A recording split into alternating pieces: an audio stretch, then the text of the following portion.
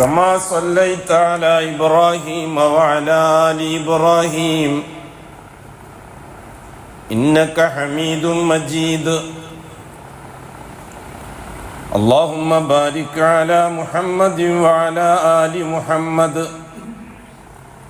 كما باركت على إبراهيم وعلى آل إبراهيم في العالمين إنك حميد مجيد. عباد الله، أوصيكم ونفسي أولا بتقوى الله. يا أيها الذين آمنوا اتقوا الله حق تقاته ولا تموتن إلا وأنتم مسلمون.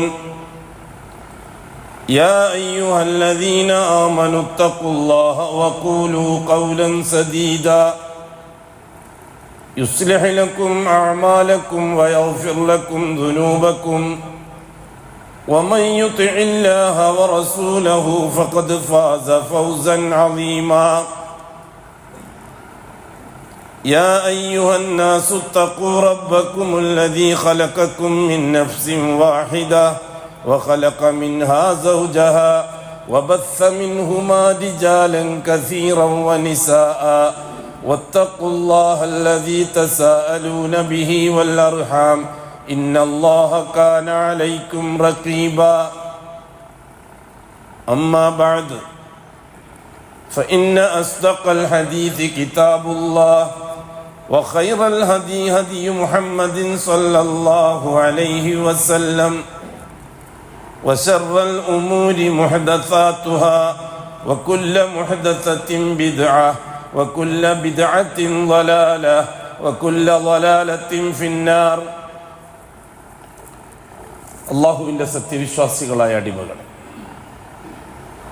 തഖ്വയുള്ളവരായി ജീവിക്കുകയും അതുവഴി ദുനിയാവിലും ആഖിറത്തിലും അള്ളാഹു പൊരുത്തപ്പെടുന്ന ജീവിതം സമ്പാദിക്കുകയും ചെയ്യണമെന്ന് ആദ്യമായി എന്നോടും തുടർന്ന് നിങ്ങൾ ഓരോരുത്തരോടും വസിയ്യത്ത് ചെയ്യും. അല്ലാഹു സുബ്ഹാനഹു വ തആല ആദമിൻ്റെ സന്തതികളിൽ നിന്ന് ചിലർക്ക് നൽകിയ ഹിദായത്തിനെ നഷ്ടപ്പെടുത്തിക്കളയാനുള്ള തന്ത്രമായിരുന്നു എന്നും അഅദാഉകൾ ചെയ്തത്. അല്ലാഹു അവരെ അഅദാ എന്ന് വിളിച്ചു. കദാലിക ജഅൽനാ ലികുല്ലി നബിയ്യിൻ അദുവൻ ശയാത്തീനൽ ഇൻസി വൽ ജിന്ന്. ഇപ്രകാരം ഓരോ നബിമാർക്കും മനുഷ്യരിൽ നിന്നും ജിന്നുകളിൽ നിന്നും ശത്രുക്കളെ നാം ഉണ്ടാക്കിയിട്ടുണ്ട്. അത് അള്ളാഹുവിൻ്റെ സുന്നത്താണ്, അള്ളാഹുവിൻ്റെ നടപടിക്രമമാണ്. രണ്ട് വഴിയാണ്, ഒന്ന് ഹിദായത്ത്, മറ്റേത് ലലാലത്ത്. ഹിദായത്ത് അള്ളാഹുവിൽ നിന്നും ലലാലത്ത് വേറെ ആരോ നിന്നുമാണെന്ന് കരുതി പോകരുത്. രണ്ടും അള്ളാഹുവിൻ്റെ വഴിയാണ്. ഇന്നാ ഹദൈനാഹു സബീല ഇമ്മാ ഷാക്കിറ വ ഇമ്മാ കഫൂറ. ഇന്നാ ഹദൈനാഹു സബീൽ, മനുഷ്യവർഗത്തിന് നാമാണ് വഴി തെളിയിച്ചു കൊടുത്തത്. ഇമ്മാ ഷാക്കിറ, ഒന്നിക്കിൽ ഈമാന്റെ വഴി, വ ഇമ്മാ കഫൂറ, ഒന്നിക്കിൽ കുഫറിന്റെ വഴി. ഒന്നിക്കിൽ ഹിദായത്തിന്റെ വഴി അല്ലെങ്കിൽ ലലാലത്തിന്റെ വഴി, ഒന്നിക്കിൽ സുന്നത്തിന്റെ വഴി അല്ലെങ്കിൽ ബിദ്അത്തിന്റെ വഴി. ഈ രണ്ട് വഴിയും അള്ളാഹുവാണ് അതിന്റെ നിർമ്മാതാവ്. ഫഹദൈനാഹു നജ്ദൈൻ, രണ്ട് മലം പാതകൾ നാം നിർമ്മിച്ചിരിക്കുന്നു, അള്ളാഹു തആല പറഞ്ഞതാണ്. അതിൽ സന്മാർഗത്തിന്റെ വഴിയും അത് വന്ന വഴിയും മാത്രം നാം ചർച്ച ചെയ്യുകയും ലലാലത്തിനെ നാം ഒരു സാങ്കല്പിക വസ്തുവായിട്ട് കാണുകയും ചെയ്യുന്നത് അപകടമാണ്.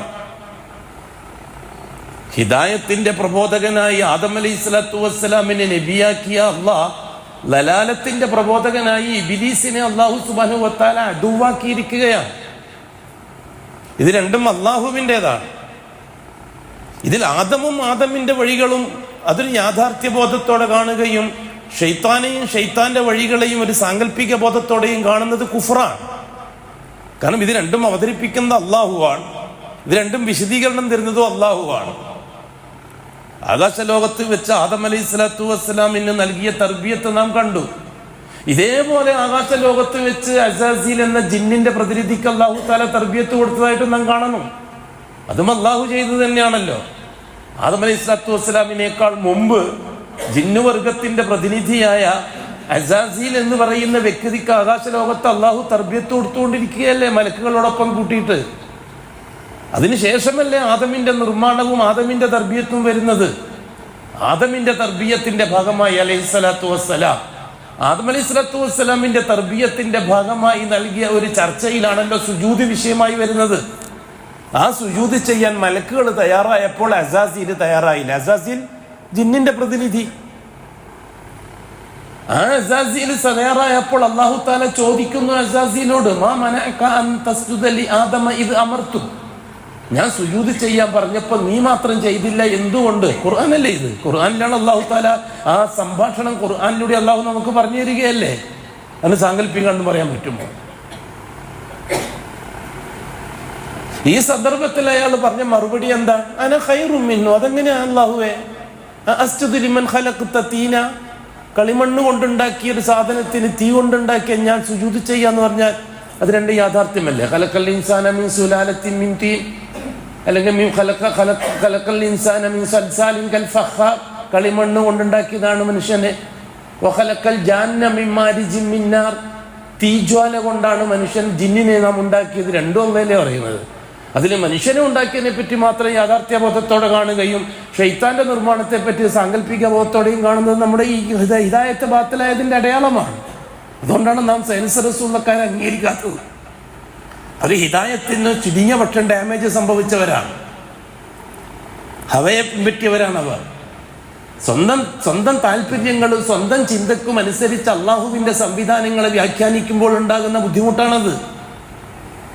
അവരുടെയൊക്കെ പ്രസംഗത്തിനും സംസാരത്തിനും ഷൈത്താനുമായി ബന്ധപ്പെട്ടതെല്ലാം ഒരുതരം സാങ്കല്പിക കഥാപാത്രം, ആദമുമായിട്ട് ബന്ധപ്പെട്ടതെല്ലാം ഒരു യാഥാർത്ഥ്യ കഥാപാത്രം. അതെങ്ങനെ സംഭവിക്കുക?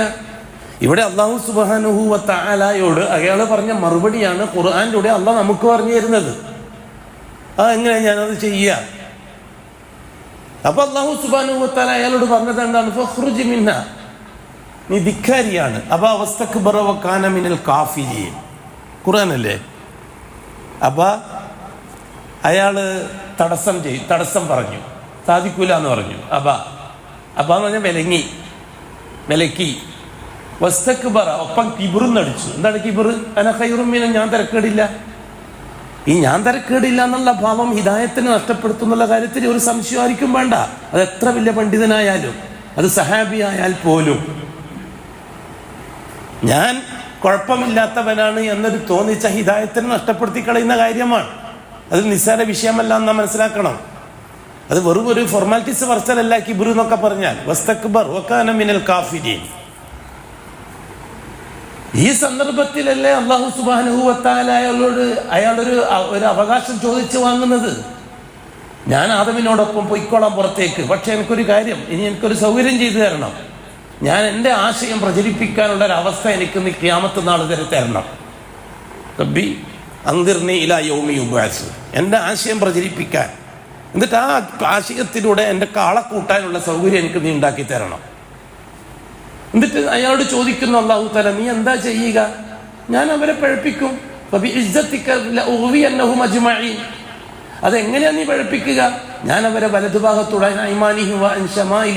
അവിടെ വലതുഭാഗത്തൂടെ പ്രവേശിക്കും, ഇടതുഭാഗത്തൂടെ മുമ്പിലും പിറകിലെല്ലാം ഞാൻ നിൽക്കും. നീയുമായിട്ട് അടുക്കുന്ന വഴികളിലെല്ലാം ഞാൻ പോയിട്ട് നിൽക്കും.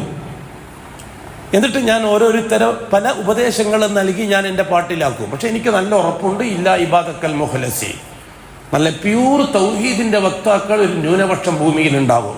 അവരെ എനിക്ക് കിട്ടൂല എന്നുള്ള കാര്യം എനിക്ക് ഉറപ്പാണ്. അവിടെ ഇല്ല പറഞ്ഞ് ഇസ്തിസ്ന ചെയ്തത് ആരെ പറ്റിയാണ്? മുഖ്ലിസീങ്ങളെ പറ്റിയാണ്, മുവഹിദീങ്ങളെ പറ്റിയാണ്. അതുകൊണ്ട് തന്നെ ലോകത്ത് ശൈത്താൻ ഏറ്റവും കൂടുതൽ പരിശ്രമിച്ചുകൊണ്ടിരിക്കുന്നത് മുവഹിദുകളുടെ ഹിദായത്ത് ദലാലത്തിലാക്കാനാണ്. മറ്റുള്ളവരുടെ ഹിദായത്തിനെ സംബന്ധിച്ച് അവനിക്ക് സംശയമില്ല, ഓൾറെഡി അവന്റെ പാർട്ടിയാണ്. അത് അന്ന് തന്നെ അവൻ പറഞ്ഞിട്ടുണ്ട്. അല്ലാഹു തആല അന്ന് തന്നെ പറഞ്ഞിട്ടുണ്ട്, വളരെ കുറച്ചൊരു ന്യൂനപക്ഷം മാത്രമേ നിനക്ക് ശുക്ർ ചെയ്യുന്നവരായിട്ട് നിനക്ക് കിട്ടുകയുള്ളൂ. അല്ലാഹുവേ, അവരുടെ കൂട്ടത്തിൽ നിന്ന് വളരെ കുറച്ച് പേര് മാത്രമേ ശുക്റുള്ളവരായി, അതായത് തൗഹീദ് നിലനിർത്തുന്നവരായിട്ട് നിനക്ക് കിട്ടുകയുള്ളൂ. ബാക്കി കംപ്ലീറ്റ് അല്ലാഹു തആല അങ്ങനെ തന്നെയല്ല സംസാരിച്ചത് നമ്മളോട്. ജഹന്നം മിനൽ ജിന്നത്തി വന്നാസി അജ്മഈൻ, നമ്മൾ ഭൂരിപക്ഷം ഉണ്ടാക്കാൻ മെനക്കെടണ്ട, ഭൂരിപക്ഷം നോക്കുകയേ വേണ്ട. ഭൂരിപക്ഷം വല്ലാഹി ഹക്കിന്റെ അടയാളമല്ല. ഭൂരിപക്ഷം എന്നത് ഒരിക്കലും ഹിദായത്തിന്റെ അടയാളമല്ല. ലോക ചരിത്രത്തിൽ അങ്ങനെ സംഭവം കാണിച്ചു തരാൻ കഴിയില്ല. 313 മുർസലീങ്ങളുടെ ചരിത്രത്തിലും ഭൂരിപക്ഷം എന്നൊരാശയം കാണിച്ചു തരാൻ കഴിയില്ല ഹിദായത്തിന്റെ വക്താക്കൾ. 1,24,000 അമ്പിയാക്കൾ അവരെ കാലഘട്ടത്തിലും ഭൂരിപക്ഷത്തെ കാണിച്ചു തരാൻ കഴിയില്ല. വളരെ ചെറിയ ന്യൂനപക്ഷത്തെ ചരിത്രത്തിൽ കാണിച്ചു തരാൻ കഴിയുള്ളൂ. നൂഹ് നബി അലൈഹി സ്വലാത്തു വസ്സലാമിന്റെ കാര്യത്തിൽ തന്നെ അല്ലാഹു തആല പറഞ്ഞു, വമാ ആമന മിൻഹും ഇല്ലാ ഖലീൽ, വമാ ആമന മിൻഹും ഇല്ലാ ഖലീൽ. ഓ നൂഹ്, വളരെ ചെറിയൊരു ന്യൂനപക്ഷം മാത്രമേ അവർ നിന്നെ കൊണ്ട് വിശ്വസിക്കുകയുള്ളൂ, ബാക്കി മഹാഭൂരിപക്ഷവും നരകത്തിന്റെ അഹ്ലുകാരാണ്. അല്ലേ? ഇവിടെ അല്ലാഹു സുബ്ഹാനഹു വ തആല അന്ന് ആദമിന് ഹിദായത്തിന്റെ തർബിയത്തും അസാസിൽ, അങ്ങനെയല്ല അവന്റെ പേര് ഇബ്ലീസ് എന്നായി മാറിയത്. അതുകൂടി മനസ്സിലാക്കിയിരിക്കണം. അവന്റെ പേര് അസാസിൽ എന്നാണ്, ജിന്നിന്റെ പ്രതിനിധിയാണ് അവൻ. അവന്റെ പേര് അസാസിൽ എന്നാണ് ചരിത്രത്തിൽ കാണുന്നത്. അള്ളാഹു അന്നിട്ട പേരാണ് ഇബ്ലീസ്. അന്ന് അല്ലാഹു തആല അവനെ വിളിച്ചത് അങ്ങനെയാണ്, യാ ഇബ്ലീസ് മാ മനഅക അൻ തസ്വലി ആദമ ഇദ അമർതു. പേര് വിളിച്ചിട്ടാണ് അല്ലാഹു തആല സംസാരിക്കും. അപ്പുറത്ത് യാ ആദം, യാ ആദം, അങ്ങനെ തന്നെ യാ ആദമു അംബിഉഹും ബിഅസ്മാഇഹിം. ആദം അലൈഹിസ്സലാത്തു വസ്സലാമിന്റെയും പേര് വിളിച്ചിട്ടാണ് അല്ലാഹു തആല സംസാരിക്കുന്നത്. ഈ ചങ്ങായിന്റെയും പേര് വിളിച്ചിട്ടാണ് അല്ലാഹു സംസാരിക്കുന്നത്. പക്ഷെ പേര് ആ സമയത്ത് യോജിച്ച പേര് അല്ലാഹു ഇട്ടു. കാരണം ഇബ്ലീസ് എന്ന് പറഞ്ഞാൽ മൻ അബിലസ മിൻ റൗഹില്ല, അള്ളാഹുവിന്റെ അനുഗ്രഹത്തിൽ നിന്ന് നിരാശനാക്കി തള്ളിയവൻ എന്നാണ് ഇബ്ലീസിന്റെ വാക്കിന്റെ അർത്ഥം. അപ്പൊ ഇബ്ലീസ് എന്ന് പറഞ്ഞാൽ നിരാശനാക്കി തള്ളിയവൻ എന്നാണ് അർത്ഥം. അയാളുടെ പേര് അന്ന് മുതൽ അതായി. ഷൈത്താൻ എന്ന് പറഞ്ഞാലോ അയാളുടെ വിശേഷണ നാമമാണ് ഷൈത്താൻ. അയാൾ ചെയ്യുന്ന ജോലിന്റെ പേരാണ് ഷൈത്താൻ. ഉലമാക്കൾ എഴുതിയത് ശതന യശ്തുനു എന്ന ക്രിയയിൽ നിന്നാണ് ഷൈത്താൻ ഉണ്ടാകുന്നത്. ശതന എന്ന് പറഞ്ഞാൽ പിന്നോട്ട് തള്ളി എന്നാണ് അർത്ഥം. അറബികൾ അത് സാധാരണ അവരെ ദൈനംദിന ജീവിതത്തിൽ ഉപയോഗിക്കുന്നൊരു വാക്കാണ്. അതിൻ്റെയാണ് ഷൈത്താൻ എന്ന വാക്ക്. അതായത് പിറകോട്ട് തള്ളുന്നവൻ. ഹിദായത്തിന്റെ അഹ്ലുകാരെ മുമ്പിലും പെമ്പിലും ചെന്ന് അവരെ വസ്വാസം ഉണ്ടാക്കി ലലാലത്തിന്റെ വഴി പൂർണ്ണമായ രീതിയിൽ അവതരിപ്പിച്ചതിന് ശേഷം പിറകോട്ട് തള്ളുന്നവൻ, പിറകോട്ട് പോകുന്നവൻ, അവന്റെ ഷൈത്താൻ. അവൻ പിറകോട്ട് പോകും. ഒരിക്കലും തെറ്റ് ചെയ്യാൻ ഷൈത്താൻ മനുഷ്യനോടൊപ്പം ഉണ്ടാകുകയില്ല.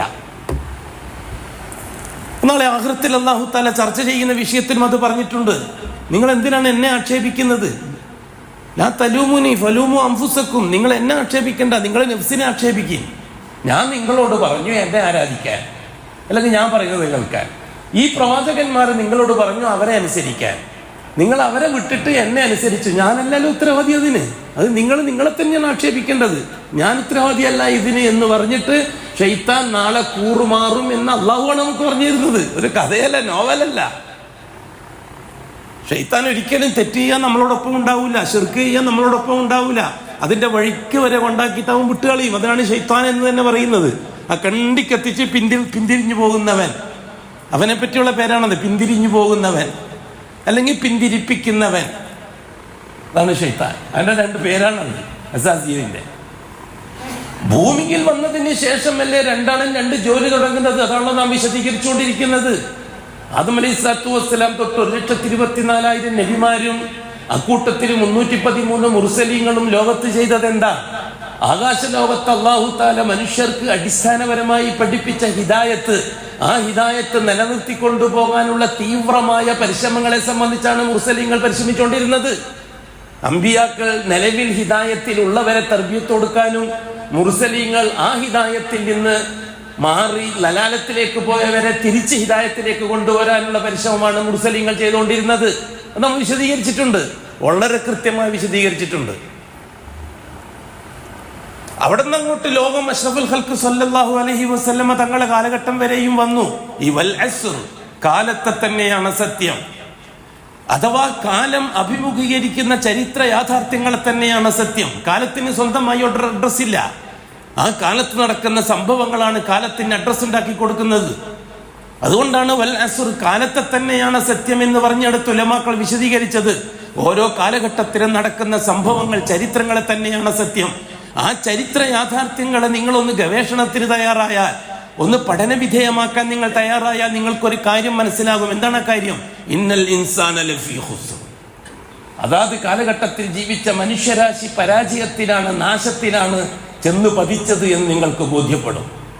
എന്നിട്ട് അല്ലാഹു സുബ്ഹാനഹു വ തആല പറഞ്ഞു, നാശത്തിൽ ചെന്ന് ഭവിക്കുന്ന ജനങ്ങളിൽ നിന്ന് 4 കൂട്ടരൊഴിവുണ്ട്. ഇല്ലല്ലദീന ആമനു, അല്ലാഹു മാത്രമാണ് എല്ലാം എന്ന് അംഗീകരിച്ച് വിശ്വസിച്ച് അംഗീകരിക്കുന്നവർ. വഅമിലുസ്സാലിഹാത്ത്, അതാത് കാലഘട്ടത്തിൽ വരുന്ന പ്രവാചകന്മാരുടെ ചര്യ അനുസരിച്ച് അമലുകൾ ചെയ്യുന്നവർ. വതവാസൗ ബിൽ ഹഖ്, അതാണ് സത്യം എന്ന് ലോകത്തോട് വിളിച്ചു പറയുന്നവർ. വതവാസൗ ബിസ്സബ്ർ, അത് വിളിച്ചു പറയുമ്പോൾ ഏൽക്കേണ്ടി വരുന്ന ബുദ്ധിമുട്ടുകളെ പൂർണ്ണമായി ക്ഷമിച്ച് സഹിച്ച് കൈകാര്യം ചെയ്യുന്നവർ. ഈ 4 ഗുണമുള്ള ഒരു ന്യൂനപക്ഷത്തിന് മാത്രമേ ചരിത്രത്തിൽ രക്ഷയുണ്ടായിട്ടുള്ളൂ എന്ന് അള്ളാഹുവാണ് പറയുന്നത്. ബാക്കി മഹാഭൂരിപക്ഷം അപകടത്തിലാണ്. അവർ നിസ്കരിക്കുന്നവരാണ്, നോമ്പ് നോക്കുന്നവരാണ്, സക്കാത്ത് കൊടുക്കുന്നവരാണ്, ഒപ്പം കള്ളു കുടിക്കുന്നവരാണ്, സിന ചെയ്യുന്നവരാണ്, പലിശ തിന്നുന്നവരാണ്, കൊല നടത്തുന്നവരാണ്. ഇവരെല്ലാം നാശത്തിലാണ്, ഹുസറിലാണ്. ആ താഴെ പറഞ്ഞ 4 വിശേഷണങ്ങളിലുള്ളവർ. അതാണ് ഇമാം ഷാഫി റഹിമഹുല്ലാ പരിശുദ്ധ ഖുർആന് മുഴുവനും പകരമാണ് ഈ ഒറ്റ സൂറത്ത് എന്ന് പറയാൻ കാരണം അതിനടങ്ങിയിരിക്കുന്ന ആ അർത്ഥ ഗാംഭീര്യമുള്ളത് കൊണ്ടാണ്. ജൂതനസാറാക്കളെ സംബന്ധിച്ചിടത്തോളം മുസ്ലിം ഉമ്മത്തിന്റെ സാമ്പത്തികമായ പരാജയം അവർ ആഗ്രഹിക്കുന്നില്ല. കാരണം മുസ്ലിം ഉമ്മത്ത് സാമ്പത്തികമായി നിലവാരം പുലർത്തുന്നവരാണെങ്കിൽ തന്നെ മാത്രമേ ഉള്ളൂ അവർ നാശകാരികളാകുകയുള്ളൂ, അവരുടെ സംസ്കാരം ചീത്തയാകുകയുള്ളൂ. അവരുടെ ദൈനംദിന ജീവിതം ചീത്തയാകാൻ അവർ സമ്പന്നന്മാരായിരിക്കണം. അവരുടെ വസ്ത്രധാരണം ചീത്തയാവാൻ അതിൽ നിന്ന് അവർ സമ്പന്നന്മാരാകണം. അവരുടെ ആൺമക്കളുടെയും പെൺമക്കളുടെയും കല്യാണം ജൂതന്മാരുടെ കല്യാണം പോലെയാവാൻ അവര് സാമ്പത്തികമായി ശേഷിയുള്ളവരായിരിക്കണം.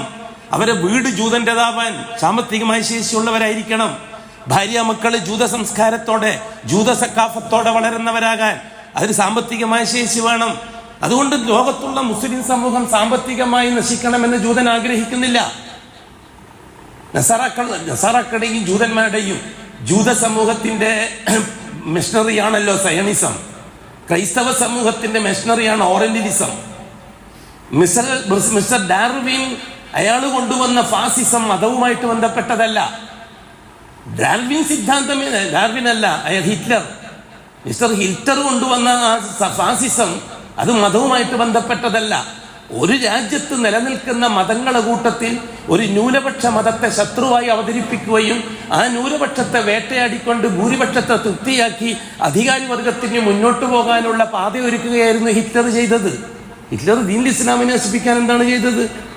അയാൾ ജൂതനെ കൊല്ലാൻ കാരണം ഇസ്ലാമിനെ നശിപ്പിക്കാൻ വേണ്ടിയിട്ടാണോ? ജൂതൻ ആ കാലഘട്ടത്തിലെ ഒരു പ്രബലമായ ന്യൂനപക്ഷമാണ്. ആദർശാധിഷ്ഠിത ജീവിതം നയിക്കുന്ന ഒരു ന്യൂനപക്ഷമാണ് ജൂതൻ. ആ ജൂതനെ പ്രതിപക്ഷത്ത് നിർത്തി എന്നിട്ട് മറ്റുള്ള സമൂഹത്തിന് വേണ്ടി നിലനിൽക്കുന്ന ആളാണ് ഞാൻ എന്ന് ഹിറ്റ്ലർ വരുത്തി തീർത്തു.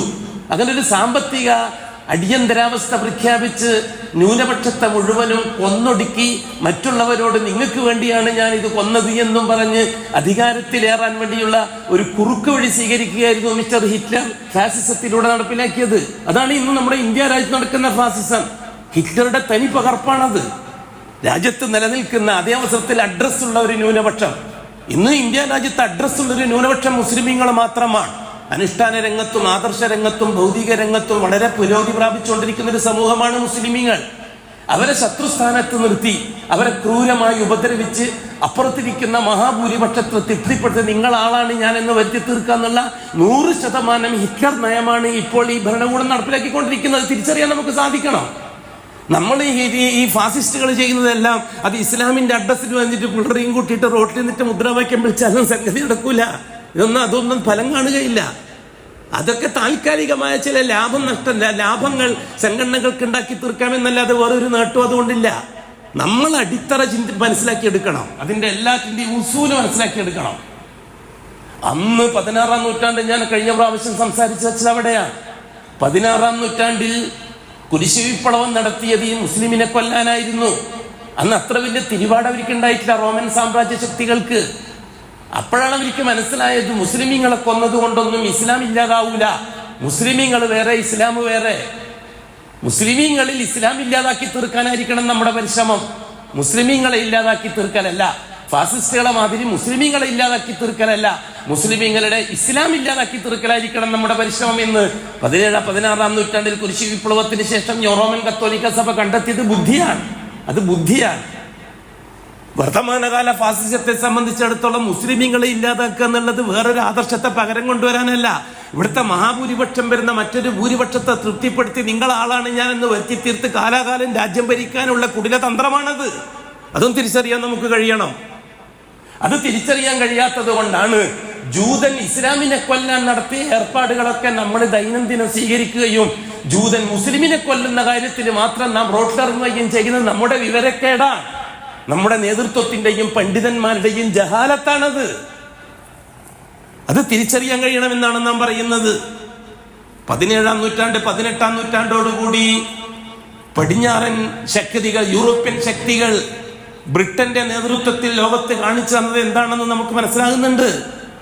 ഞാൻ ഒരു ഉദാഹരണം പറഞ്ഞാൽ നിങ്ങൾക്ക് ചരിത്രം എത്രത്തോളം അത് ഗ്രാഹ്യമാവുമെന്ന് എനിക്കറിയില്ല. ഷാ വലിയുല്ലാഹി ദഹ്ലവി റഹിമഹുല്ലാ ബഹുമാനപ്പെട്ട മുഹമ്മദ് ബിൻ അബ്ദുൽ വഹാബ് റഹിമഹുല്ലാന്റെ ശരീക്കാണ്. അവർ ഒന്നിച്ച് മദീനയിൽ നിന്ന് ഹദീസ് പഠിച്ചവരാണ്. അവിടെ നിന്നാണ് സലഫിയത്തിന്റെ പ്രബോധനം രൂപമാകുന്നത്. രണ്ടുപേരും ഒന്നിച്ചിരുന്ന് ഇക്കാര്യം ചർച്ച ചെയ്യുന്നത്. അങ്ങനെയാണ് ഇബ്നു അബ്ദുൽ വഹാബ് ഒരു വർഷത്തിന് ശേഷം ഹിജാസിലേക്കും 1 വർഷത്തിന് ശേഷം ഷാ വലിയുല്ലാഹി ദഹ്ലവി ഡൽഹിയിലേക്കും യാത്ര തിരിക്കുന്നത്. ഇബ്നു അബ്ദുൽ വഹാബിന് സലഫി പ്രബോധനത്തിന്, തൗഹീദി പ്രബോധനത്തിന് ഭരണകൂടത്തിന്റെ സപ്പോർട്ട് കിട്ടിയപ്പോൾ സംഗതി എളുപ്പമായി. ഇബ്നു അബ്ദുൽ വഹാബിന് ആലു സൗദിന്റെ ഭരണകൂടത്തിന്റെ സപ്പോർട്ട് കിട്ടിയപ്പോൾ തൗഹീദി പ്രബോധനം എളുപ്പമായി അദ്ദേഹത്തിന്. പക്ഷെ ഷാ വലിയുല്ലാഹി ദഹ്ലവിക്ക് അത് എളുപ്പമായില്ല. ഷാ വലിയുല്ലാഹി ദഹ്ലവിക്ക് നേരിടേണ്ടി വന്നത് വൻ ശക്തികളെയാണ്. ഒരു ഭാഗത്ത് ഇസ്ലാമിനെ കൊല്ലാൻ വേണ്ടി നൂറ്റാണ്ടുകളോളം കാത്തിരിക്കുന്ന ബ്രിട്ടീഷ് ഭരണകൂടം, രണ്ടാമത്തത് വളരെ തീവ്രമായ അസബിയത്ത് ഉണ്ടാക്കി മനുഷ്യനെ ഗ്രൂപ്പ് ഉണ്ടാക്കിയ ഹനഫി തീവ്രത, ഹനഫി മദ്ഹബിലുള്ള തീവ്രത, മറുഭാഗത്ത് ജാറങ്ങൾ വെച്ചുകൊണ്ട് പുരാതനമായി സൂഫി ഷെയ്ഖുകൾ ഉണ്ടാക്കി തീർത്ത മുസീബത്ത്. അങ്ങനെ വ്യത്യസ്ത വൻ മതിലുകളെയാണ് ഷാ വലിയുല്ലാഹി ദഹ്ലവിക്ക് ഡൽഹിയിൽ നേരിടേണ്ടി വന്നത്. ഇത്രയും ബുദ്ധിമുട്ട് ബഹുമാനപ്പെട്ട അബ്ദുൽ വഹാബ് റഹിമഹുല്ലാഹ് നേരിടേണ്ടി വന്നിട്ടില്ല. ഇബ്നു അബ്ദുൽ വഹാബ് നേരിടേണ്ടി വന്നത് ഒരേ സമൂഹം, ആ സമൂഹത്തിന്റെ ഒരേ ആശയം, അള്ളാഹു അല്ലാത്ത മഹാന്മാരിലൂടെ അള്ളാഹുവിനെ കണ്ടെത്തുക. ആ മഹാന്മാര് ജീവിച്ചിരിക്കുന്നവരും ആവാം, ജീവിച്ചിരിക്കാത്തവരും ആവാം. അതുകൊണ്ട് തന്നെ അവർ ഈത്തപ്പന വനത്തിലെ ഈത്തപ്പന തോട്ടത്തിലെ തടിയുള്ള മരം നോക്കിയിട്ട് ആ മരത്തിന്റെ മുമ്പിലും ചന്ദനത്തിരി കത്തിച്ചിട്ട് ആവശ്യങ്ങൾ ആ തന്ത്രത്തോട് പറയുമായിരുന്നു സൗദി അറേബ്യയിലെ ആൾക്കാർ, അന്നത്തെ ഇജാസികൾ. അതിനെതിരായിട്ട് ഇബ്നു അബ്ദുൽ വഹാബ് റഹിമഹുല്ലാഹ് പടവരുതേണ്ടി വന്നത്. എന്നാൽ ദഹ്ലവി റഹിമഹുല്ലാഹ് അങ്ങനെയല്ല. ദഹ്ലവി റഹിമഹുല്ലാഹിന്റെ ആശയത്തിൽ നിന്നാണല്ലോ ഇന്ന് കാണുന്ന സംവിധാനങ്ങൾ മുഴുവനും ഉണ്ടായത്. ഒന്നാമത് അഹ്ലെ ഹദീസ് ഉണ്ടായി. ആ അഹ്ലെ ഹദീസിൽ നിന്ന് സൂഫി തരീഖത്തിനെ പരിഗണിച്ചുകൊണ്ട് സലഫിയത്ത് അംഗീകരിക്കുന്ന ദൈവബന്ദി സംവിധാനം ഉണ്ടായി. ആ ദൈവബന്ദി സംവിധാനത്തിൽ നിന്ന് തൗഹീദ് പ്രബോധനം ചെയ്യാനുള്ള ഒരു പുതിയ രീതി എന്നുള്ള നിലയ്ക്ക് തബ്ലീഗ് സംവിധാനം ഉണ്ടായി. ആ തബ്ലീഗിൽ നിന്ന് ആധുനിക രീതിയിൽ വേണം, രാഷ്ട്രീയത്തെയും കൂടി പരിഗണിച്ചുകൊണ്ട് വേണം ദഅവത്ത് എന്ന് പറഞ്ഞിട്ട് മൗലാന ഇല്യാസിന്റെ കൂട്ടുകാരനായ മൗലാന മൗദൂദി ജമാഅത്ത് ഇസ്ലാമി ഉണ്ടാക്കി. ഇന്ന് അടയ്ക്കുന്ന ഈ കോട്ടയും കാട്ടും കണ്ടിട്ട് മാത്രം നാം വഞ്ചിതരാവരുത് നാം പറയുന്നത്. നാം ചരിത്രത്തിന്റെ ഇന്നലകളിലേക്ക് പോയിട്ട് വേണം ഓരോന്നിനെയും വിലയിരുത്താൻ. അപ്പോഴേ നമുക്ക് സലഫിയത്താകുന്ന രാജപാത തിരിച്ചറിയാൻ കഴിയുള്ളൂ. ഇത് നാലും പ്രവർത്തിച്ചത് ഡൽഹി കേന്ദ്രമാക്കിക്കൊണ്ടാണ്. ഷാ വലിയുല്ലാഹി ദഹ്ലവിയുടെ ചിന്തയിൽ നിന്ന് തൗഹീദി പ്രബോധനത്തിന്റെ തീവ്രത മനസ്സിലാക്കിയ ഷെയ്ഖ് അഹമ്മദ് സർഹിന്ദി ഡൽഹിയിൽ നിന്നും പട്ടാണിലേക്ക് ഒരു സംഘത്തെയും കൂട്ടി ദഅവത്ത് യാത്ര നടത്തി. പട്ടാണിൽ ചെന്നിട്ട് അവിടുത്തെ മുസ്ലിമീങ്ങൾക്കിടയിൽ തൗഹീദ് പ്രസംഗിക്കാൻ തുടങ്ങി. ആഴ്ചകൾ കൊണ്ട് ചെറുപ്പക്കാരായ ഒരു സംഘം ആൾക്കാരെ, പട്ടാണികളായ ആൾക്കാരെ കിട്ടി. നല്ലൊരു സമൂഹം അതിലേക്ക് വരാൻ തുടങ്ങി. ഷെയ്ഖ് അഹമ്മദ് സർഹിന്ദി വിളിച്ചുകൂട്ടുന്ന യോഗത്തിലെല്ലാം ചെറുപ്പക്കാരുടെ തിങ്ങിക്കൂടൽ തുടങ്ങി. ഉടൻ തന്നെ ബ്രിട്ടീഷ് ഭരണകൂടം ഇടപെട്ടു. എന്താണ് അവർ ചെയ്തത്? അവരെന്താ ചെയ്തത്? ഇന്ന് ഷിയാക്കളായ മൊല്ലമാരെ കൊണ്ട് പടിഞ്ഞാറ് ചെയ്യുന്നത് എന്താണോ അതാണ് ചെയ്തുകൊണ്ടിരിക്കുന്നത്. നിങ്ങൾ എന്താ മനസ്സിലാക്കാത്തത്? ഇന്ന് കേരളത്തിൽ ഒരു സംഘടന പിളർന്നാൽ, ആ സംഘടന പിളർന്ന കൂട്ടത്തിൽ ഇസ്ലാമിനെ കൊല്ലാൻ പറ്റിയ പാർട്ടി ഏതാണോ അതിന്റെ നേതാവ് 4 മാസത്തിനുള്ളിൽ തന്നെ അമേരിക്കയിലെത്തും. ചരിത്രം പരിശോധിക്കും നിങ്ങൾ. 1985 മുതൽ ഇങ്ങോട്ടുള്ള കേരള ചരിത്രം പരിശോധിക്കും. ഇസ്ലാമിനെ കൊല്ലാൻ പറ്റിയ സമയത്ത് അതിൽ നിന്ന് തിരഞ്ഞെടുക്കും അവർ ജൂതൻ. അവരുടൻ തന്നെ അങ്ങോട്ട് വിളിപ്പിക്കും. അവർ കഴുത്തിന് മറ്റേതും കെട്ടിയിട്ട് ഓടും അവിടത്തേക്ക്, അമേരിക്കയിലേക്ക്. 1980-കളിൽ സമസ്ത കേരള ജമീയത്തുൽ മുഅ്മിനീൻ പിളർന്നപ്പോൾ ഏറ്റവും കൂടുതൽ ഇസ്ലാമിനെ കൊല്ലാൻ പറ്റിയ പാർട്ടിയുടെ നേതാവ് കഴുത്തിന് മറ്റേതും കെട്ടിയിട്ട് അമേരിക്കയിൽ എത്തിയില്ലേ? 6ാമത്തെ മാസം എത്തിയില്ലേ? 2002-ലാണെന്ന് തോന്നുന്നു കേരള നേതൃത്വത്തിൽ മുജാഹിദീൻ പിളർന്നപ്പോൾ അതിൽ ഇസ്ലാമിനെ കൊല്ലാൻ പറ്റിയ പാർട്ടിയുടെ നേതാവ് ഇതേപോലെ കഴുത്തിന് മറ്റേതും കെട്ടിയിട്ട് അമേരിക്കയിൽ എത്തിയില്ലേ? 4ാമത്തെ മാസം എത്തിയില്ലേ? 2012-ൽ പ്രസ്ഥാനം പിളർന്നപ്പോൾ അതിൽ ഇസ്ലാമിനെ കൊല്ലാൻ പറ്റിയ പാർട്ടി 3ാമത്തെ മാസത്തിൽ തന്നെ പ്രതിനിധികൾ അമേരിക്കയിൽ എത്തിയില്ലേ? എന്താ കാര്യം? ദീനുൽ ഇസ്ലാമിനെ കൊല്ലാൻ ഉപയോഗിക്കാൻ പറ്റുന്ന സാധനം ഏതാണെന്ന് തിരിച്ചറിയാനുള്ള തന്റെ ഇടം ജൂതന്മാർക്കുണ്ട്, നസറാക്കൾക്കും ഉണ്ട്. അതായത് പിന്നെ സയനിസ്റ്റ് ഓറിയന്റലിസ്റ്റ് ബുദ്ധിജീവികൾക്കുണ്ട്. അവർ ശരിക്കും പരിശ്രമിക്കുകയും കോടികൾ വാരിക്കോരി കൊടുക്കുകയും ചെയ്തപ്പോൾ കേരളത്തിലെ മുസ്ലിം സാധാരണ മനസ്സാക്ഷികൾ എന്ന് ഹിദായത്ത് പമ്പ കടന്നില്ലേ? ഇല്ലേ? ദഹ്ലവി റഹ്മത്തുള്ളാഹിക്കെതിരെ അഹമ്മദ് സർഹിന്ദിക്കെതിരായിട്ട് ബ്രിട്ടീഷുകാരൻ ചെയ്തത് പള്ളിയിലെ മുഴുവൻ ഇമാമിങ്ങളെയും പട്ടാൺ മുതൽ അങ്ങോട്ടുള്ള മുഴുവൻ പള്ളിയിലെ ഇമാമിങ്ങളെയും യോഗം വിളിച്ചുകൂട്ടി, സൗഹൃദ യോഗം എന്നും പറഞ്ഞിട്ട്. ആ ഖത്തീബുമാരുടെയും ഇമാമിങ്ങളുടെയും യോഗത്തിൽ വെച്ച് ബ്രിട്ടീഷ് ഭരണ മേധാവി പ്രസംഗിച്ചു. തെക്കുന്നൊരു അഹമ്മദ് എന്ന് പറഞ്ഞിട്ട് ഒരാൾ വന്നിട്ടുണ്ട്. ഏതാനും ദിവസങ്ങളെ ആയിട്ടുള്ള അയാൾ വന്നിട്ട് അപ്പോഴേക്കും ജനം മുഴുവനും അയാളെ പിറകെ. ഞങ്ങൾ മനസ്സിലാക്കിയത് നിങ്ങൾ പ്രഗത്ഭന്മാരായ പണ്ഡിതന്മാരാണെന്നാണ്, നിങ്ങളുടെ അടുത്താണ് അറിവുള്ളത് എന്നാണ്. അതുകൊണ്ടാണ് നിങ്ങളെ ഞങ്ങൾ ആദരിച്ചത്. നിങ്ങൾക്ക് കാളിപ്പട്ടം, ലോക മുഫ്തി പട്ടം, ഇന്ത്യൻ മുഫ്തി പട്ടം, അതേപോലെ തന്നെ മുഫ്തി പട്ടം നൽകിയിട്ട് നിങ്ങളെ ആദരിച്ചത് നിങ്ങളൊക്കെ പണ്ഡിതന്മാരാണെന്ന് മനസ്സിലാക്കിയിട്ടാണ്. തെക്കുന്ന് വന്ന അഹമ്മദിന്റെ ഒന്നിച്ചാണല്ലോ ആൾക്കാർ മുഴുവനും കൂടിയിരിക്കുന്നത്. ഈ അഹമ്മദിനെ സംബന്ധിച്ച് നിങ്ങൾക്ക് എന്താണ് അറിയുക? നിങ്ങൾക്ക് ഇക്കാര്യത്തിൽ ഇടപെടാൻ പറ്റുമോ? പറ്റുമെങ്കിൽ എത്രയും പെട്ടെന്നായിരിക്കണം, അല്ലെങ്കിൽ നിങ്ങൾ എന്നൊരു സാധനം ലോകത്തുണ്ടാവില്ല. അങ്ങനെ ബ്രിട്ടീഷുകാരന്റെ പ്രസംഗം ചില മക്കളോട് കണ്ടിട്ടില്ല? ഇമാമിങ്ങളെ യോഗം കൂടുന്നത് ഫാസിസ്റ്റുകളും സയനിസ്റ്റുകളും ഇമാമിങ്ങളെ യോഗം വിളിച്ചു കൂട്ടുന്നത് കണ്ടിട്ടില്ലേ? ഇന്ത്യ രാജ്യത്ത് നിർത്തി കണ്ടിട്ടില്ലേ? ഇമാമിങ്ങളെ യോഗം വിളിച്ചു കൂട്ടിയിട്ട് പ്രസംഗിച്ചിട്ട് തിന്നാനും കൊടുത്തിട്ട് കൈമടക്കും കൊടുത്തിട്ട് പിരിച്ചു കൊടുത്ത രംഗം കണ്ടിട്ടില്ലേ?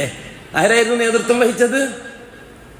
പിറ്റേത്തെ വെള്ളിയാഴ്ച ജുമാന്റെ നസീഹത്തിൽ, ജുമാന്റെ ദിവസം നസീഹത്തിൽ സകല ഇമാമിങ്ങളും അഹമ്മദ് സർഹിന്ദിക്കെതിരായിട്ട് പ്രസംഗിച്ചു.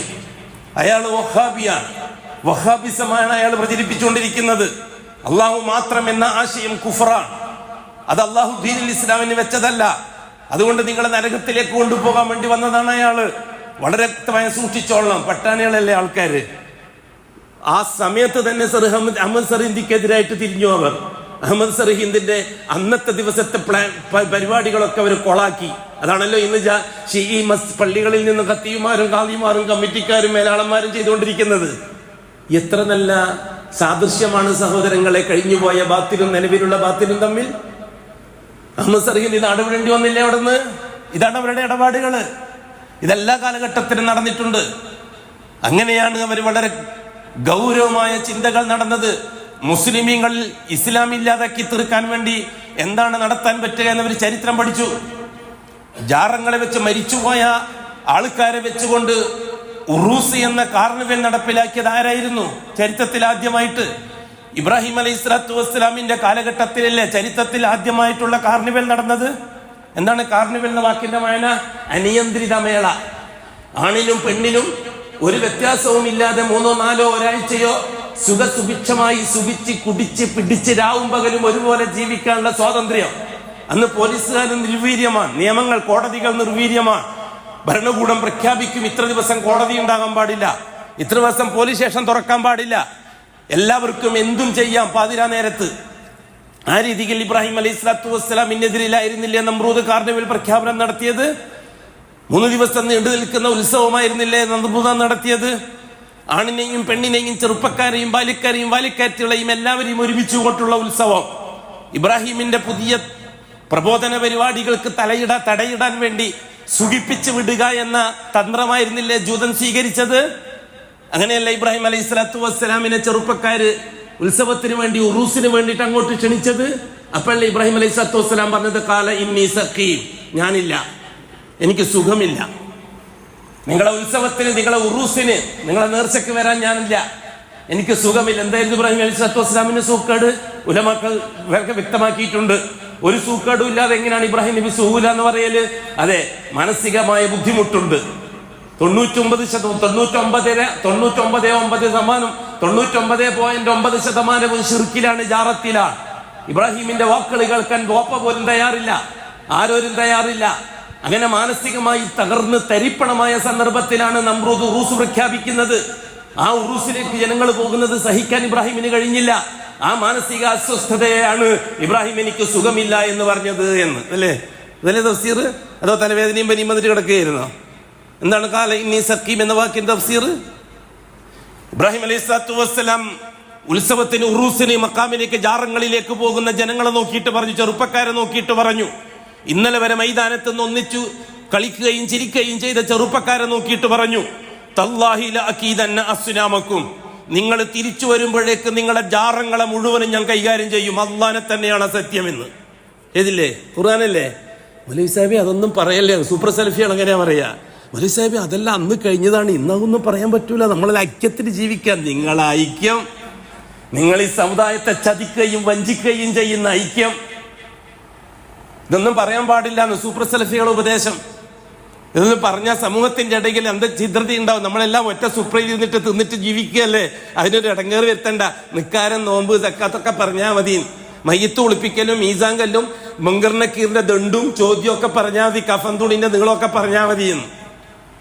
അത് ദൈവത്തല്ല, അത് അഅ്മാൽ ചെയ്യാനുള്ള മസലകൾ മാത്രമാണ്. ഇബ്രാഹിം അലൈഹി സ്വലാത്തു വസ്സലാം എന്താണ് ചെയ്തത്? വരുമ്പോഴേക്ക് വലിയ തങ്ങളെ ജാറം ഒഴിച്ച് ബാക്കിയുള്ള ജാറങ്ങൾ മുഴുവനും കൈകാര്യം ചെയ്തില്ല ഇബ്രാഹിം അലൈഹി സ്വലാത്തു വസ്സലാം. അന്ന് തന്നെ ബഹുമാനപ്പെട്ട ഇബ്രാഹിം അലൈഹി സ്വലാത്തു വസ്സലാം അവരോട് പറഞ്ഞിട്ടുണ്ട്, ബദാ ബൈനനാ വബൈനകും അൽഅദാവത്തു വൽബഗ്ളാ ഹത്താ തുഅ്മിനൂ ബില്ലാഹി വഹദ. അല്ലാഹു മാത്രമെന്ന് നിങ്ങൾ അംഗീകരിക്കുന്നത് വരെ എല്ലാ തരത്തിലുള്ള ശത്രുതയും വെറുപ്പും എനിക്കും നിങ്ങൾക്കും ഇടയിൽ വളരെ വ്യക്തമാണ് അല്ലേ ഇബ്രാഹിം നബി പറഞ്ഞത്. ഒരു കാര്യം, നമുക്ക് അതൊക്കെ അങ്ങ് മാറ്റി വെച്ചിട്ട് മറ്റേ ജഗന്നൂർ പറഞ്ഞ മാതിരി ഒരു പുതിയ ഖുർആൻ ഉണ്ടാക്കാം. അതൊക്കെ അങ്ങ് മാറ്റി വെക്കുക. എന്നിട്ടൊരു സൗഹാർദ്ദം, എന്നിട്ട് ഇവിടുത്തെ എല്ലാ ജാതി മതവിഭാഗത്തിൽപ്പെട്ടവനും രാഷ്ട്രീയക്കാരും കൂടി ദൈവത്തിന്റെ പേരും പറഞ്ഞ് സുപ്ര വിരിച്ചിട്ട് തിന്നിട്ടുണ്ടിട്ട് ഫാത്തിഹ എന്ന് പറഞ്ഞിട്ട് പിരിയാം. എന്താ കൊള്ളാവോ സെൽഫിയത്ത്? ബഹുമാനപ്പെട്ട ഇബ്രാഹിം അലൈഹി സ്വലാത്തു വസ്സലാമിന്റെ കാലഘട്ടത്തിൽ ദഅവത്തിനെ തടയാൻ വേണ്ടി ഉണ്ടാക്കിയ ഉറൂസ്, ഉത്സവം, കാർണിവൽ, തത്തുല്യമായിട്ട് പിന്നെ നാം കാണുന്നത് ഗോവ കാർണിവൽ അല്ലേ? പോർച്ചുഗീസുകാരുടെ കാലഘട്ടത്തിൽ നിഷേധിക്കാൻ ഒക്കുമോ നമുക്ക് കേരളക്കാർക്ക്? ഗോവ കാർണിവൽ എന്തിനായിരുന്നു? ഗോവ കാർണിവൽ ബ്രിട്ടീഷുകാരൻ സപ്പോർട്ട് ചെയ്തത്. കോടികൾ ചെലവാക്കിയിട്ടല്ലേ ഗോവ കാർണിവൽ ഉണ്ടാക്കിയത്. തെക്കേ ഇന്ത്യയിൽ ഇസ്ലാമിന്റെ മുന്നേറ്റം വളരെ ശക്തമാണെന്നും ആ മുന്നേറ്റത്തെ തടയാൻ മുസ്ലിമീങ്ങൾ അടക്കമുള്ള സമൂഹത്തെ കൂടി കള്ളുകുടിച്ച് പെണ്ണ് പിടിപ്പിച്ച് പിരിച്ചുവിടലാണ് നല്ലതെന്നും പറഞ്ഞിട്ടല്ലേ ഗോവ കാർണിവൽ ഉണ്ടാക്കിയത്. നിഷേധിക്കാൻ ഒക്കുമോ? ഇന്നും കുപ്രസിദ്ധമല്ലേ ഗോവ കാർണിവൽ? ഇബ്രാഹിം അലൈഹി സ്വലാത്തു വസ്സലാമിന്റെ കാലഘട്ടത്തിൽ നമ്രൂദ് ഉണ്ടാക്കിയ കാർണിവലിന് തുല്യമായിരുന്നില്ലേ ഗോവ കാർണിവൽ? അത് കഴിഞ്ഞിട്ട് 1980കളിൽ തലശ്ശേരി സബ് കളക്ടർ, ഗോവക്കാരനായ അമിതാഭ് കാന്ത് എന്ന് പറഞ്ഞിട്ടൊരു കളക്ടർ അവിടെ തലശ്ശേരി കാർണിവൽ ഉണ്ടാക്കിയില്ലേ? എന്തിനായിരുന്നു അത്? 1971 കലാപം ഉണ്ടാക്കി, നാശകാശം ഉണ്ടാക്കി. കലാപകാരികളായ മനുഷ്യനെ സൗഹാർദ്ദത്തിലാക്കാൻ വേണ്ടി കള്ളുകുടിപ്പിച്ച് പിരിയാനായിരുന്നില്ല അമിതാഭ് കാന്ത് അന്ന് കാർണിവൽ ഉണ്ടാക്കിയത്? അന്ന് ഞാൻ തലശ്ശേരി സ്റ്റേഡിയം പള്ളിയിലെ ഖത്തീബാണ്. ആ കാർണിവൽ അന്ന് തിരിച്ചറിഞ്ഞിട്ട് തന്നെ വ്യക്തമാക്കിയിട്ടുണ്ട്. 1983-4 സംഭവം. അത് ഞാൻ നേരിടേണ്ടി വന്ന ചിൽഡ്രനല്ല, അന്ന് സലഫിയും ഖിലിഫിയും ഒന്നല്ല, ഞാൻ വെറും ഒരു ദായി മാത്രമായിരുന്നു. അന്ന് നേരിടേണ്ടി വന്ന ത്യാഗം, ബുദ്ധിമുട്ട് ഈ ഉമ്മത്തിൽ നിന്ന് ചില്ലറയായിരുന്നില്ല, പ്രത്യേകിച്ചിട്ട് ബിസിനസ്സുകാരിൽ നിന്ന്. എന്തിനാണ് കൂട്ടരെ കതിഞ്ഞുപോയ കഥകളൊക്കെ പറയിപ്പിക്കുന്നത്? കാര്യം മനസ്സിലാക്കാൻ ഈ സമുദായം തയ്യാറാവാൻ.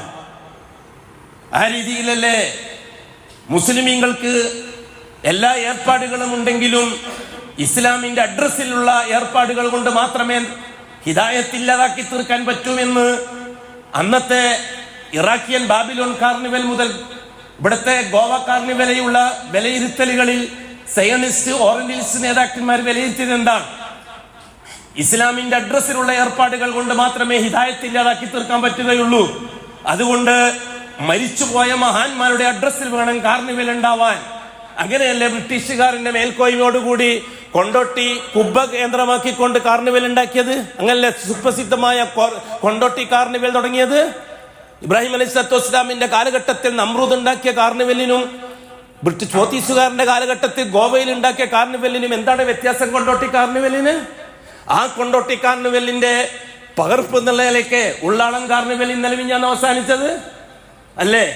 ആണിനെയും പെണ്ണിനെയും ചെറുപ്പക്കാരെയും ചെറുപ്പക്കാരികളെയും രാപ്പകലില്ലാതെ ഒരുമിച്ച് കൂട്ടി കഞ്ചാവടിക്കുന്നവനിക്ക് കഞ്ചാവടിക്കാനും, മദ്യപിക്കുന്നവനിക്ക് മദ്യപിക്കാനും, ഡാൻസ് നടത്തുന്നവനിക്ക് ഡാൻസ് നടത്താനും, പാടാനും ആടാനും കൂപ്പൂത്താനും അവസരമുണ്ടാക്കി കൊടുക്കുക എന്നതിൽ കവിഞ്ഞ് എന്തർത്ഥമാണ് ഉറൂസിലൂടെ ഈ സമൂഹത്തിന് നേടാനുള്ളത്? ഇത് തിരിച്ചറിയാൻ ഈ സമുദായത്തിന് കഴിയണമെന്നാണ് ഞാൻ പറയുന്നത്. അഖൂലു ഖൗലി ഹാദാ വല്ലാഹു അഅലം വഅസ്തഗ്ഫിറുല്ലാഹൽ അളീമ ലീ വലക്കും വഅസ്തഗ്ഫിഹി അന്നി വഅൻകും വഅൻ ജമീഇൽ മുസ്ലിമീന വൽ മുഅ്മിനീന അജ്മഈന വസ്തഗ്ഫിറുഹു ഇന്നഹു ഹുവൽ ഗഫൂറുർ റഹീം.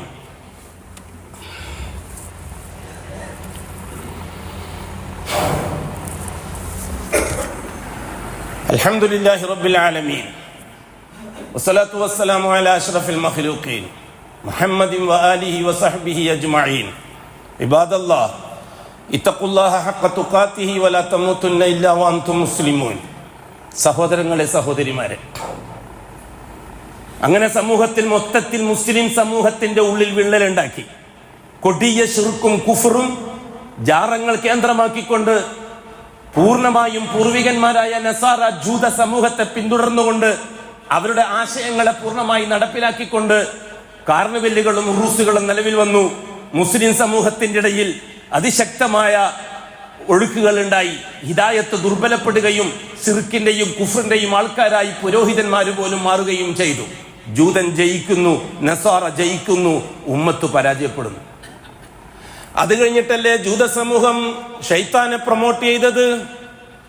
ഇച്ചിരിയൊക്കെ ഇസ്ലാമുള്ളവന്റെ മനസ്സിലേക്ക് ഷൈത്താനെ പ്രൊമോട്ട് ചെയ്താൽ ജൂതം നടപ്പിലാക്കുന്ന ഷൈത്താൻ ബാധയും കൂടോത്തരവും മന്ത്രവാദവും അതുപോലെയുള്ള കാര്യങ്ങളും വെച്ചുകൊണ്ട് ഈ സമൂഹത്തിനെ വഴിതിരിച്ചു വിടാൻ പറ്റുമെന്ന ഓറിയന്റലിസ്റ്റ് സയനിസ്റ്റ് ചിന്തയല്ലേ ഷൈത്താനെ പറ്റിയുള്ള ചർച്ച ലോകാടിസ്ഥാനത്തിനുണ്ടായത്? ലോകചരിത്രത്തിൽ ആദ്യമായി ഷൈത്താനെ വെച്ച് സിഹിറിനെ ഉൽപ്പാദിപ്പിച്ചത് ജൂതന്മാരായിരുന്നില്ലേ? ഏറ്റവും വലിയ സാഹിര്യങ്ങൾ ജൂതന്മാരായിരുന്നില്ലേ? ആ ഷൈത്താനെതിരായിട്ട് അഷ്റഫുൽ ഖൽക്ക് പറഞ്ഞു തന്നിരിക്കുന്ന ദുആക്കപ്പുറത്ത് വേറെ ഏർപ്പാടുകൾ കൊണ്ടുവന്ന് അതൊക്കെ മന്ത്രവാദം, കൂടോത്തരം, ചൈത്താനളക്കം എന്ന പേരിൽ അവതരിപ്പിച്ചത് ജൂതനായിരുന്നില്ലേ? സമൂഹത്തിന്റെ ഇടയിൽ വലിയ സ്വാധീനം ഉണ്ടാക്കാൻ അത് കഴിഞ്ഞിട്ടില്ലേ? അതായത് ഇച്ചിരിയൊക്കെ ഷിയാക്കളെ കൂട്ടത്തിൽ തന്നെ ഇച്ചിരിയൊക്കെ തൗഹീദി ബോധമുള്ളവരെ പോലും ഷൈത്താനെ പ്രൊമോട്ട് ചെയ്തുകൊണ്ട് വേറൊരു വഴിക്ക് തിരിച്ചുവിടാൻ അക്കാര്യത്തിൽ ജൂതൻ ജയിച്ചു. എന്നിട്ടും സലഫികൾക്കിടയിൽ ഹിദായത്തിന് പകർച്ചയുണ്ടാക്കാൻ സാധിക്കുന്നില്ല എന്നത് സയണിസ്റ്റ്, ഫാസിസ്റ്റ് സയണിസ്റ്റ്, ഓർണലിസ്റ്റ് ചിന്താഗതിക്കാർക്ക് വലിയ പ്രശ്നങ്ങൾ ഉണ്ടായി. ഈ വിഷയങ്ങൾ വന്നിട്ടൊന്നും സലഫി ചിന്തയുള്ളവർ, തൗഹീദി ബോധമുള്ളവർ ആ വഴിയിലേക്ക് തിരിയുന്നില്ലാതെ കണ്ടപ്പോൾ ജൂതന്റെ മറ്റൊരു പ്രൊമോഷൻ ആയിരുന്നില്ലേ ജിന്നിനെ പറ്റിയുള്ള ചർച്ച? ജൂതൻ അവതരിപ്പിച്ച ഏറ്റവും വിനാശകരമായ ഒരു നാശത്തിന്റെ വഴിയായിരുന്നില്ലേ ജിന്ന് ചർച്ച? ദീനുൽ ഇസ്ലാമിൽ ഒരു അടിസ്ഥാനവും ഇല്ലാതെ ജിന്ന് എന്ന വർഗത്തെ അടിസ്ഥാനപരമായി അംഗീകരിച്ചു കൊടുക്കുന്നതിനപ്പുറത്ത് അഷ്റഫുൽ ഖൽക്കിന്റെ വഫാത്തിന് ശേഷം ഉമ്മത്തിന്റെ ഒരു വിഷയത്തിലും ഇടപെടലുകളുമായിട്ട് ഒരു ബന്ധവും ആരും കാണിച്ചിട്ടില്ലാത്ത ജിന്ന് സമൂഹത്തിലെ ചർച്ചയാക്കി മാറ്റുന്ന കാര്യത്തിൽ ജൂതൻ ജയിച്ചില്ലേ? ഫാസിസ്റ്റുകൾ, സയനിസ്റ്റുകൾ ജയിച്ചില്ലേ? ഓർണലിസ്റ്റുകൾ ജയിച്ചില്ലേ? ആ ജിന്നിന്റെ ചർച്ച അള്ളാഹുവിനെ ചർച്ച ചെയ്യുന്നതിനേക്കാൾ കൂടുതൽ ചർച്ച ചെയ്യാൻ മാത്രം, അതിനേക്കാൾ കബില കാര്യം ഈ സമൂഹത്തിൽ ഉണ്ടാക്കിയെടുക്കാൻ ജൂതനെ കൊണ്ട് പറ്റിയില്ലേ? അള്ളാഹുവിനെ പറ്റി തന്നെ ഒട്ടും കൊള്ളാത്ത ഉദാഹരണങ്ങൾ പറയുന്ന പണ്ഡിതന്മാർ സമൂഹത്തിൽ സലഫി ഗ്രൂപ്പുകളിൽ ഉണ്ടായില്ലേ? മുജാഹിദ് ഗ്രൂപ്പുകളിൽ ഉണ്ടായില്ലേ? അള്ളാഹുവിനെ പറ്റി വളരെ മോശമായ ഉദാഹരണങ്ങൾ എല്ലാ വിഭാഗക്കാരും പറയാൻ തുടങ്ങിയില്ലേ ജിന്നിനെ വെച്ചുകൊണ്ട്? ഇല്ലേ? അവസാനം സംഭവിച്ചത് എന്താണ്? ജിന്നിനെ പ്രൊമോട്ട് ചെയ്യാൻ വേണ്ടി അവർ ഉപയോഗിച്ച പണ്ഡിതൻ മരിച്ചു, നാവ് കൊണ്ട് പ്രൊമോട്ട് ചെയ്തവരും മരിച്ചു, പേന കൊണ്ട് പ്രൊമോട്ട് ചെയ്തവരും മരിച്ചു. ഇപ്പോൾ 2 ബ്രാക്കറ്റിന്റെ ഉള്ളിൽ നിന്ന് കുടുങ്ങിക്കിടക്കുകയല്ല ജിന്നുകളും മലക്കുകളും. ബ്രാക്കറ്റിന്റെ ഉള്ളിൽ കുടുങ്ങിക്കിടന്നിരിക്കുന്ന ജിന്നിനെയും മലക്കിനെയും വെച്ചുകൊണ്ടല്ലേ ഇന്ന് ഷൈത്താൻ കളിച്ചുകൊണ്ടിരിക്കുന്നത്, ജൂതനസറാക്കൾ കളിച്ചുകൊണ്ടിരിക്കുന്നത്? ആ കളിക്ക് വേണ്ടിയിട്ട് കോടികൾ ഒഴുക്കിക്കൊണ്ടിരിക്കുകയല്ലേ സയനിസ്റ്റ് ബുദ്ധിജീവികൾ, സയനിസ്റ്റ് അതേപോലെ ഓറിയന്റലിസ്റ്റ് സയനിസ്റ്റ്, അതായത് ക്രൈസ്തവ ജൂത മിഷണറിമാർ അതിനു വേണ്ടി കോടികൾ ചെലവാക്കിക്കൊണ്ടിരിക്കുകയല്ലേ? ആ കൂട്ടത്തിൽ ആരെ ഉപയോഗിച്ചാലാണ് കൂടുതൽ കൊളവാക്കാൻ പറ്റുക എന്നുള്ള ചിന്ത അവരെ പഠിപ്പിക്കണോ ആരെങ്കിലും? നൂറ്റാണ്ടുകൾക്ക് നൂഹ് നബിന്റെ കാലഘട്ടം മുതൽക്ക് തുടങ്ങിയ ചരിത്രത്തിന്റെ അടിവേരുകൾ പഠിച്ചവരല്ലേ ജൂത സമൂഹം? ആ രീതിയിൽ പ്രൊമോട്ട് ചെയ്ത ജിന്നിനെയും കൊണ്ട് സലഫി പ്രസ്ഥാനവുമായി ബന്ധപ്പെട്ടവർ ദൗവത്ത് മാറ്റിവെച്ച് കോടികൾ ചെലവാക്കി ഷൈത്താനെയും ജിന്നിനെയും വിശദീകരിക്കാനും അക്കൂട്ടത്തിൽ ഒരു അള്ളാനെയും വിശദീകരിക്കാനും മെനക്കിടുന്ന ദൗർഭാഗ്യം ഈ പ്രസ്ഥാനത്തിന് വന്നിട്ടുണ്ടെങ്കിൽ നാശമാണ്. അത് ജൂതന്റെ തന്ത്രം വിജയിച്ചു. സലഫികൾ പോലും അതിന്റെ മുമ്പിൽ തോറ്റു. തിരുത്തുക, തിരുത്താൻ തയ്യാറാകുക. ഒന്നുമില്ലെങ്കിൽ ബ്രാക്കറ്റിന്റെ ഉള്ളിൽ നിന്ന് ആ ജിന്നിനെ മലക്കിനെ ഒന്ന് മാറ്റി ഈ പാവപ്പെട്ട സാധാരണക്കാരന് തൗഹീദിന്റെ രാജപാത തുറന്നു കൊടുക്കുക. നേതാക്കന്മാർക്ക് പണവും സംഘടനയുമായിട്ട് മുന്നോട്ട് പോകാം. അലാ വസല്ലു വസല്ലിമു അലൻ നബിയിൽ മുസ്തഫ വറസൂലിൽ മുർത്തള ഇന്നല്ലാഹ വമലായികതഹു യുസല്ലൂന അലൻ നബി യാ അയ്യുഹല്ലദീന ആമനു സല്ലു അലൈഹി വസല്ലിമു തസ്ലീമാ അല്ലാഹുമ്മ സല്ലി അലാ മുഹമ്മദിൻ വഅലാ ആലി മുഹമ്മദ് كما صليت على إبراهيم وعلى آل إبراهيم وبارك على محمد وعلى آل محمد كما باركت على إبراهيم وعلى آل إبراهيم في العالمين إنك حميد مجيد وصل على جميع الأنبياء والمرسلين اللهم ارضنا شفيع خلفائه الراشدين المهديين أبي بكر وعمر وعثمان وعلي وعن سائر الصحابة والقرابة كلهم أجمعين رضي الله عنهم وارض عنا معهم يا أرحم الراحمين اللهم اغفر للمؤمنين والمؤمنات والمسلمين والمسلمات الأحياء منهم والأموات إنك مجيب الدعوات وقاضي الحاجات طيب ثرانا وثراهم واجعل الجنة مأوانا ومأواهم اللهم ارحمنا وارحم والدينا رب ارحمهما كما ربياني صغيرا اللهم ارحمنا وارحم موتانا وموتى المسلمين اللهم اغفر لهم وارحمهم واعف عنهم وعافهم يا أرحم الراحمين اللهم عافنا وعاف مبتلانا ومبتلى المسلمين عافية لا سقم معها اللهم اشفنا واشف مرضانا ومرضى المسلمين شفاء لا يغادر سقما اللهم أجرنا من النار اللهم أجرنا من النار اللهم أجرنا من النار اللهم لا تشفي خلقنا بالنار ولا تجعلنا من حطب النار فإنها بئس الدار وبئس المثوى وبئس القرار ربنا آتنا في الدنيا حسنة وفي الآخرة حسنة وقنا عذاب النار ربنا اغفر لنا ولإخواننا الذين سبقونا بالإيمان ولا تجعل في قلوبنا غلا للذين آمنوا ربنا إنك رؤوف رحيم وصلى الله على خير خلقه محمد وآله وصحبه أجمعين والحمد لله رب العالمين.